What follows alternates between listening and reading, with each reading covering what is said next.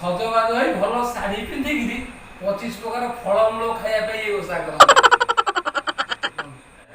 ସାବିତ୍ରୀ କଣ ସତ୍ୟବାନଙ୍କ ସ୍ତ୍ରୀ? ନା, ସେ ହଉଛି ଗଙ୍ଗୁଆ ସ୍ତ୍ରୀ। ସାରା ଦୁନିଆ ଜାଣିଛି ସାବିତ୍ରୀ ଆଉ ସତ୍ୟବାନ। ଇଏ କହିଲା ବୁଝୁ କାହିଁକି? ମୁଁ ଜାଣିନି ବୋଲି ଟିକେ ପଚାର। ଜାଣିଲେ ଇଏ ସାବିତ୍ରୀ ଓଷା କରିବୁ। ମୁଁ କଣ ଦୁଇଟା? ନା, ତୁ ଗୋଟେ ସପେଇତା। ଆରେ ତୁ ପୁରା ତୋ ମାଇକିନିଆର ଘଇତା। ତୋ ମାଇକିନିଆ ତୋ ପାଇଁ କରିବ ସାବିତ୍ରୀ ଓଷା। ତାଙ୍କ ଛାଡ଼ ସେ କଥା। ଅବିବାହିତ ଝିଅ କଣ ଏ ଓଷା କରନ୍ତି? ଆଉ ତୁ ଜାଣିନୁ କଣ? ତୁ ତ ସବୁ ଜାଣିଛୁ। ଝିଅ କରନ୍ତି କି ବୋଉ କରନ୍ତି।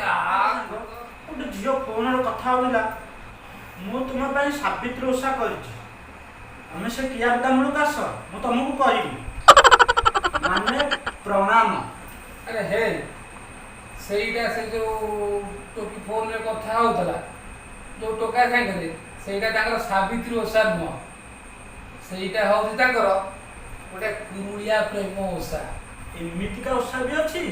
ହଁ ପରା। ଏମିତି କେତେ ପ୍ରକାର ଅଛି, ମୋ ମୁଣ୍ଡ ଖରାପ ହେଇଯିବ, ଚୁଟି ଉପୁଡ଼ିଯିବ। ଏ ଓଷା ସାବିତ୍ରୀଙ୍କ ନାଁରେ କଣ ପାଇଁ ଅଛି କହିଲୁ? ତାହେଲେ ଶୁଣୁ। ସାବିତ୍ରୀ ତାଙ୍କ ସ୍ୱାମୀଙ୍କ ଜୀବନ ରକ୍ଷା ପାଇଁ ପ୍ରଥମେ ଏ ଓଷା କରିଥିଲେ। ଯମରାଜାଙ୍କ ଠାରୁ ତାଙ୍କ ଜୀବନକୁ ଫେରାଇ ଆଣିଥିଲେ, ଆଉ ରାଜଗାଦିରେ ବସେଇଥିଲେ। ତାଙ୍କ ଶାଶୁ ଶ୍ୱଶୁରଙ୍କର ଚକ୍ଷୁକୁ ଫେରାଇ ଆଣିଥିଲେ। ନିଜ ବାପା ମାଙ୍କର ପୁତ୍ର ନଥିବାରୁ ଯମରାଜାଙ୍କ ପାଖରେ ପ୍ରାର୍ଥନା କରି ସେ ସଫଳ ହୋଇଥିଲେ। ଆମ ସ୍ତ୍ରୀ ମାନେ ଏ ଓଷା କରି ଆମର ମଙ୍ଗଳ କାମନା କରୁଛନ୍ତି ନା? ଆଉ ତାଙ୍କୁ ଖାଲି କାନ୍ଧରେ ବସେଇ ବୁଲିବା କଥା ନା। ସାଙ୍ଗ ଜାଣିଲୁ, ସାବିତ୍ରୀ ଓଷା ପାଇଁ ଯଦି ତାଙ୍କ ବାପ ଘରୁ କିଛି ନ ଆସେ, କି ଦେଖିବୁ ତାଙ୍କ ରୂପ।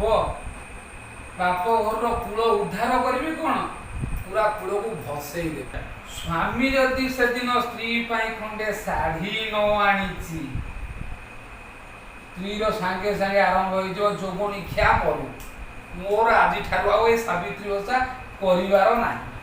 ଏଇମାନଙ୍କୁ କହିବ ପ୍ରକୃତ ସାବିତ୍ରୀ, ପ୍ରକୃତ ଦୁହିତା, ପୁରା ଜଗତ ଜିତା। ଠିକ କହିଛୁ। ଏ ମୋର ସଧବା ମା ମାନେ, ତୁମେ ହଉଛ ଓଡ଼ିଆ। ଏ ଓଡ଼ିଆ ଘରର ପରମ୍ପରା, ନୀତି ନିୟମ, ପର୍ବପର୍ବାଣୀକୁ ତୁମେ ମାନେ ହିଁ ବଜାଇ ରଖ। ତୁମେ ହଉଛ ନାରୀ ଶକ୍ତି। ତୁମଠୁ ଆରମ୍ଭ, ତୁମଠୁ ଶେଷ। ଭିଡ଼ିଓଟି ଯଦି ଆପଣମାନଙ୍କୁ ଭଲ ଲାଗିଥାଏ ତାହେଲେ ଲାଇକ୍ କରିବାକୁ ଭୁଲିବେନି। ସବସ୍କ୍ରାଇବ୍ କରିବେ, ବେଲ୍ ଆଇକନ୍ଟିକୁ ବଜାଇ ଦେବେ, ସେୟାର ମଧ୍ୟ କରିବାକୁ ପଛେଇ